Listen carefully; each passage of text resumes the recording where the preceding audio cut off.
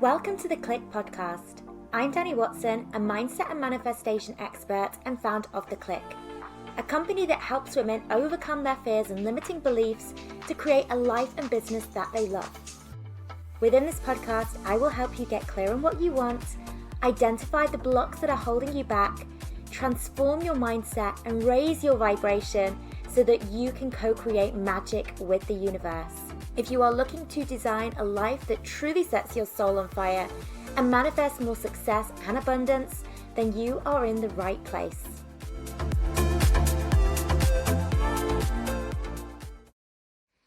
Hello ladies, welcome to a brand new week. For this episode, I want to dive into confidence because it's something that I've had a lot of requests for recently. So I thought, okay, this is obviously something that people want to hear more about.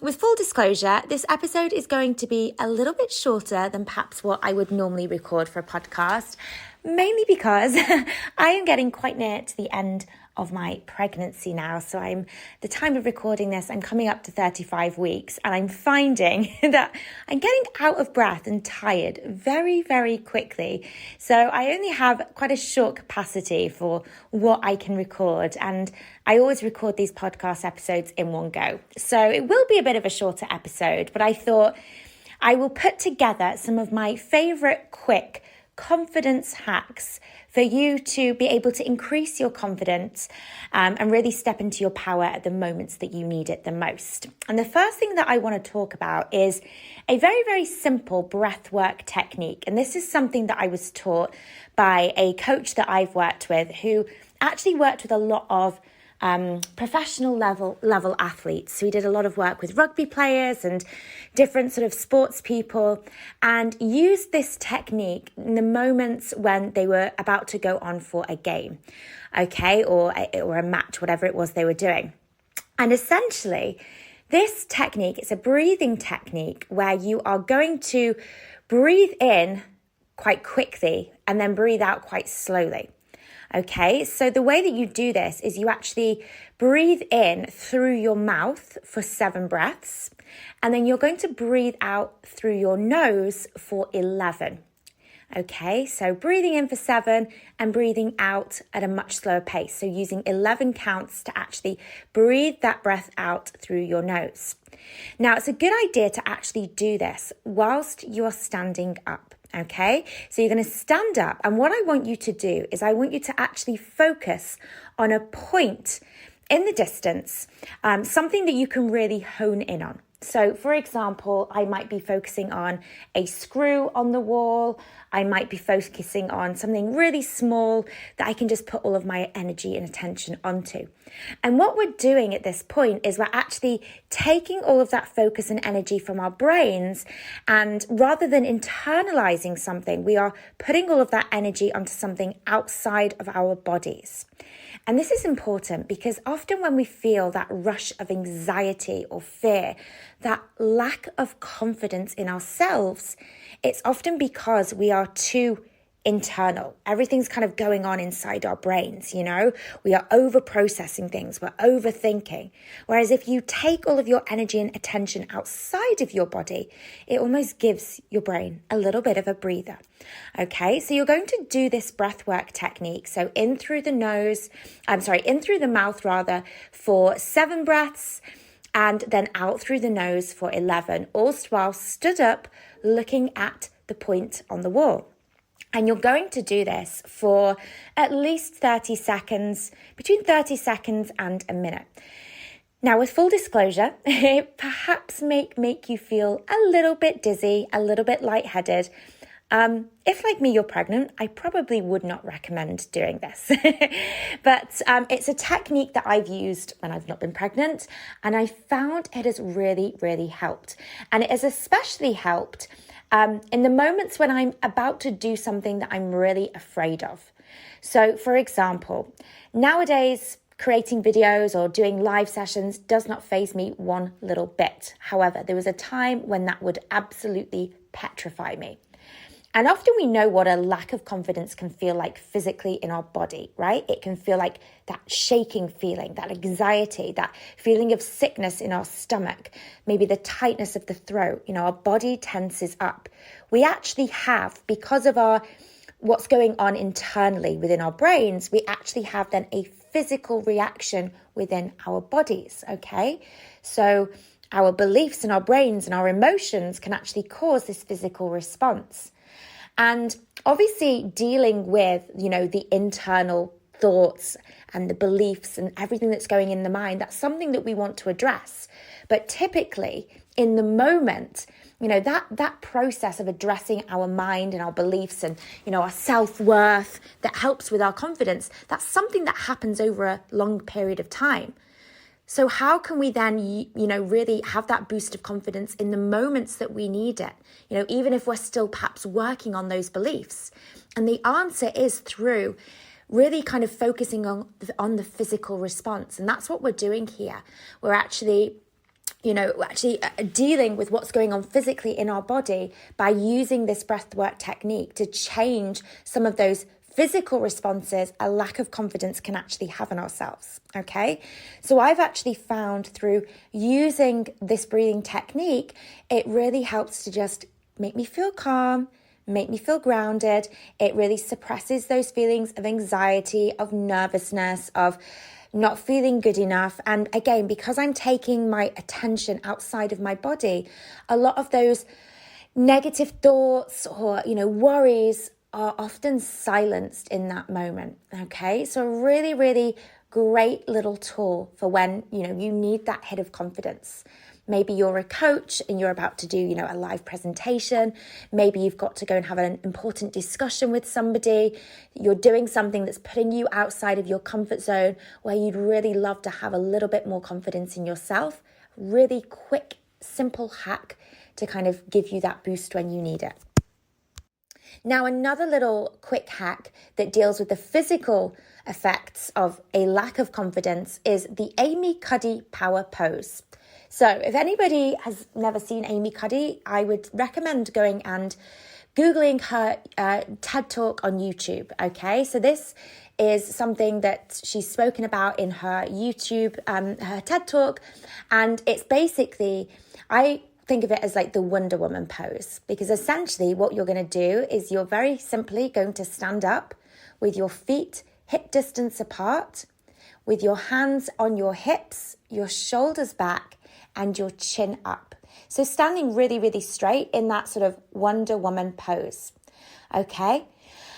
And just by being in that pose actually can change what is going on physically within your body, okay?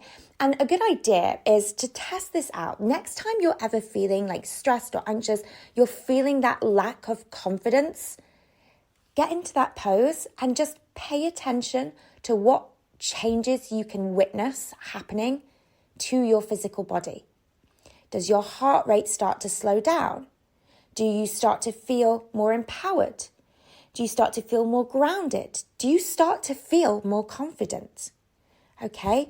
Now, confidence is obviously one of these things that it's something that we build up over time. If we're lacking in confidence, it can often take a lot of work going deep into our subconscious mind, into our beliefs, into our thought processes to kind of really figure out, like, why am I experiencing this lack of confidence in myself? And then really doing that work to heal from those beliefs. And as I mentioned earlier, this is a process. But sometimes when we're going through that process, there's going to be times when we really need that confidence. And so rather than waiting for that process to be done before we can say, okay, I'm confident now, we can use these little hacks to make us feel more confident in the moment. Now, sure, this confidence may be short-lived, okay? Doing the breathing technique or the power pose once is not all of a sudden going to make you this super, super confident person. But again, in those moments when we need that quick boost, these can be great little tools to come to. So give the power pose a try. And again, it can be used anytime before perhaps, doing a presentation, something that you're nervous about when you need that boost of confidence. Now, the next hack is something that I got from a book called The Alter Ego Effect by, now I'm pretty sure it's Tim Herman. I will link it in the show notes in case I am wrong. But essentially this book is all about figuring out what is a little prop that you can add into your outfit, that you can have on you that is going to help you tap into your alter ego. Okay, so this kind of comes back to this concept of like fake it until you make it. Okay, you may have heard that phrase before when, let's say you're thinking, okay, I want to be more confident and I'm just going to fake it till I make it. I'm going to pretend like I'm the most confident person in the room, even though I'm not. Eventually over time, I will become that person. I don't necessarily like the term fake it until you make it because I don't think there's any faking it there. I think if we've got a desire to be a certain way, to be more confident, the fact that we even have that desire is a sign that that is who we are anyway. Okay, and that person is within us. It perhaps just takes like the things that we've been conditioned to believe or, our negative experience. It takes for us to strip those things away to let that true confidence, that confident person we are deep down to really shine through. Okay, so I think if we want to be a certain way, whether it's more confident, whether it's more outgoing, more successful, whatever, the fact that we want to be that person is a sign that that's who we actually are. That's who we are meant to be. So I don't think we're faking it at all. We're just really wanting to tap into who is already there. But the idea is that we're going to start exhibiting the qualities of the confident version of ourselves before we feel like we actually are that person. And we do this by almost giving ourselves a role, okay? We take on this role of the alter ego. We give ourselves a prop that will help us to embody this role. So, for example, it could be, let's say, for example, putting on an amazing pair of heels. It could be, wearing a certain lipstick. It could be wearing, a certain dress that makes you feel incredible. What is your prop that's going to help you step into that most confident version of you? And the idea is that rather than kind of putting this pressure on yourself to say, okay, now all of a sudden I have to be this confident person. This is who I want to be and I've got to become her. That can feel like quite a heavy thing, right? And it can feel quite scary, stepping into this new identity, where we like to cling to what is familiar and what is known to us, even if we know that isn't serving us. And this applies to, personality traits or, how we're being. We cling to maybe being not so confident because that feels comfortable. It feels more comfortable than, stepping out as that really confident woman. So the idea is that rather than kind of putting this pressure on ourselves to all of a sudden step into the world as this super confident, super successful woman who's got it all together, we're just giving ourselves these small opportunities to try this version of us on for size. So putting on the heels, we step into that role. We step into our alter ego. And it's almost like we can use our alter ego as a protection mechanism. Because here's the thing, often when we are saying to ourselves, right, I want to step into the world as my most confident version of myself, it can feel quite vulnerable because it feels like we're exposing a side of ourselves that people haven't seen before. And with that comes the fear of being criticized, the fear of being judged, the fear of, oh, well, who does she think she is now that she's super confident? But we can kind of almost use our alter ego as a protection mechanism because it's like, well, it's not really me that's stepping out at this time. It's my alter ego. She's kind of leading the way here. Like that's the person that's stepping out and being confident. Okay, so we can kind of almost like wear our alter ego, almost like a mask to kind of protect our current identity from feeling wounded. Okay, so it can be a great way to kind of practice exhibiting this future version of yourself without kind of feeling without feeling vulnerable, without kind of feeling sort of shy about doing so. Okay, so the alter ego effect then, another great recommended sort of read I would suggest if this is something that you do struggle with, and figure out what your prop is going to be for your alter ego. So a dress, pair of heels, something that when you put that thing on, just as when Superman puts on his cloak, he steps into that role of Superman. He goes from Clark Kent to Superman. It's the exact same principle here.